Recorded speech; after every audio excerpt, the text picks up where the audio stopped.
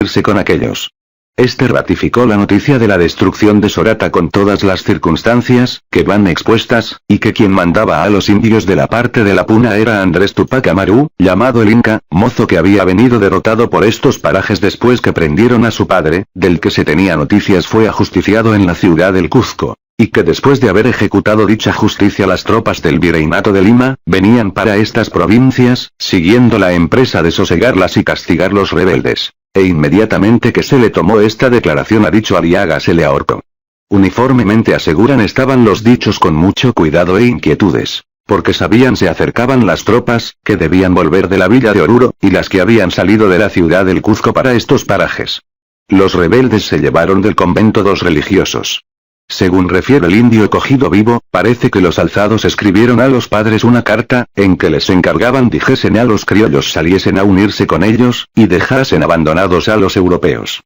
corregidores, y aduaneros, que había en la ciudad, y porque dichos religiosos no hicieron la diligencia, ni contestaron a esta carta, mandó Andrés Tupac Amaru, a quien los rebeldes llaman el Inca Mozo, incendiar y arrasar el convento.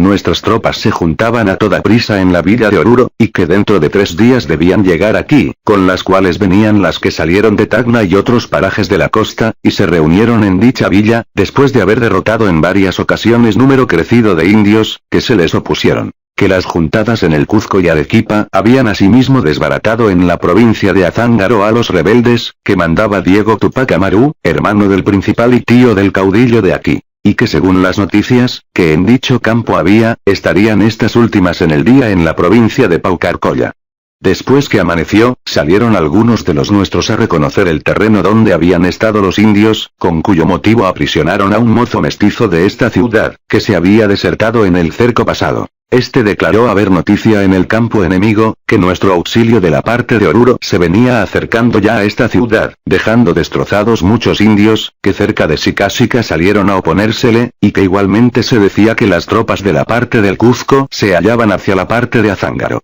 A las 2 de la tarde entró un clérigo, llamado don Raimundo Romero, que se hallaba de capellán de Andrés Tupac Amaru 2 meses hace, y a quien trajeron por fuerza para este efecto desde el pueblo de Caquiaviri, provincia de Pacajes, en donde estaba de cura interino. Se hizo relación de haberse venido a refugiar en esta ciudad, aprovechando el descuido, o la confianza de los rebeldes. También dijo, que el principal Tupac Amaru fue ajusticiado en el Cuzco con su mujer, y que se presume corriese el mismo destino su hijo Andrés. Y por consiguiente es fingido el que está en el alto, asegurando al mismo tiempo la venida de las tropas de Oruro, incorporadas con las de Tacna, y que las del Cuzco y Arequipa se hallaban en la provincia de Azángaro. Aunque estuvieron los indios disparando algunos tiros de pedrero y fusil, no nos ocasionaron daño alguno. A las 7 de la noche se cogió en las inmediaciones de la trinchera de las recogidas a una chola, cargada de panes, quesos, coca y unos pesos en plata con una esquela escrita por el caudillo Julián Apasa para su mujer, que actualmente se halla presa en esta ciudad, y la dirigía lo que queda dicho. En este día entró una mestiza, que venía de los alzados y dijo, que Andrés Tupac Amaru marchaba con todos los cholos, mestizos y negros escopeteros a oponerse a nuestras tropas, que venían de la parte de Oruro. Habiéndose reconocido lo sucia que venía el agua del río, nos persuadimos seguían los alzados en el trabajo que tenían comenzado, y usando del mayor cuidado para reconocerlo, se divisó que la idea se dirigía a sacar una acequia grande, que enderezaba hacia la parte superior del barrio de San Sebastián. A las 11:30 se manifestaron por la ceja de dicho alto unas partidas pequeñas de rebeldes, y al mismo tiempo otra como de 100 hombres montados, que venían a la desfilada, cogiendo la ceja del lado, que llaman a chocalla en trajes españoles, trayendo por insignia una bandera grande blanca con su escudo de armas, cuyo compuesto no se distinguía, no obstante el auxilio de los anteojos. Esta y las otras partidas quisieron aparentar desde luego, que eran la tropa que esperábamos de la parte de Oruro. Y colocándose en la ceja del camino de Potosí, saludaron a la ciudad con dicha bandera, muchos gritos, tiros de fusilería y algunos que parecían de cañón. Y como sabíamos, que los indios solo tenían 2, nos persuadimos querían hacernos creer fuesen realmente cañones los demás, no siendo otra cosa que camaretas, según la frecuencia de los disparos. Ya no se veían indios en el intermedio de las cuestas, por cuya razón los supuestos españoles bajaron unidos por uno de los senderos, que está entre las de Potosí y Lima, como que se enderezaban a esta ciudad.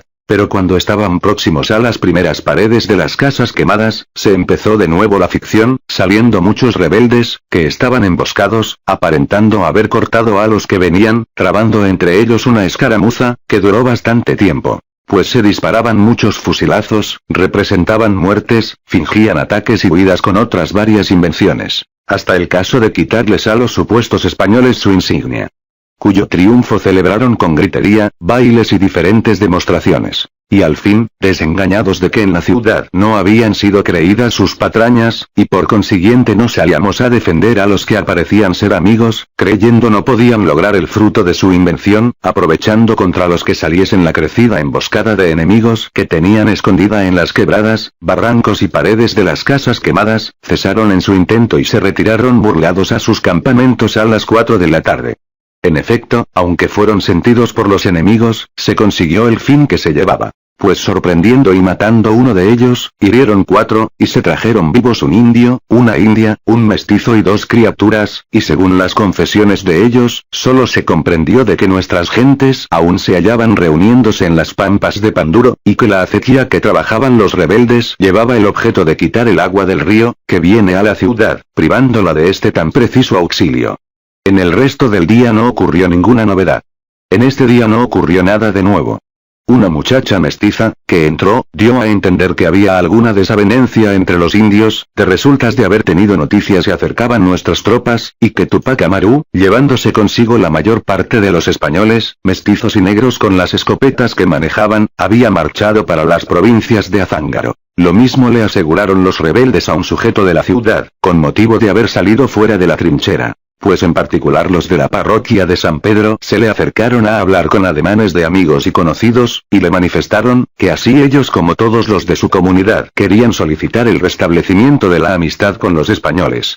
Asimismo le dijeron por la acequia, cuyo trabajo seguía con ardor, que aunque los principales creyeron se lograse quitar el agua del río a la ciudad, llegaron a conocer después era imposible conseguirlo, por cuya razón solo se seguía en ella con el objeto de que sirviese para regar las tierras. En todo este día se mantuvieron los enemigos sosegados. Por la noche tuvieron su competente gritería y dispararon algunos tiros de fusil. Por la tarde entró una muchacha mestiza, que dio iguales noticias que las de ayer. Y habiéndose procurado seguir el trato con los indios de San Pedro, aseguraron lo mismo que dicho día. Y que solo esperaban la llegada de las tropas para pedir el perdón. Pero que entre tanto se mantendrían quietos sin causarnos perjuicio.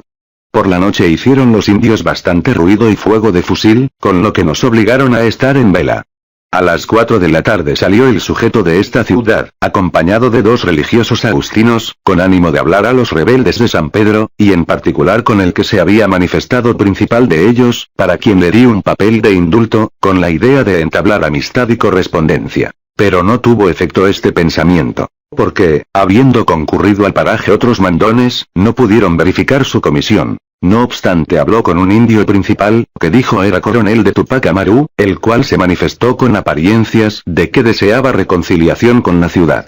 No ocurrió más novedad este día, que la de haber salido el mismo encargado de ayer, con el intento de continuar el trato, que tenía empezado con los indios de San Pedro, y en efecto lo verificó, hablando con el figurado coronel, quien aunque quiso aparentar voluntad de reconciliación, por sus expresiones sospechosas y equívocas, dio a conocer procedía con mala intención y poca, o ninguna realidad en las noticias que impartía acerca de la venida de las tropas, que esperamos en nuestro auxilio. El día de hoy se presentaron los indios por todas partes con muchas apariencias de amistad, bajo cuyo aspecto se acercaron a las inmediaciones de las trincheras. Y por la parte de la parroquia de San Pedro pusieron una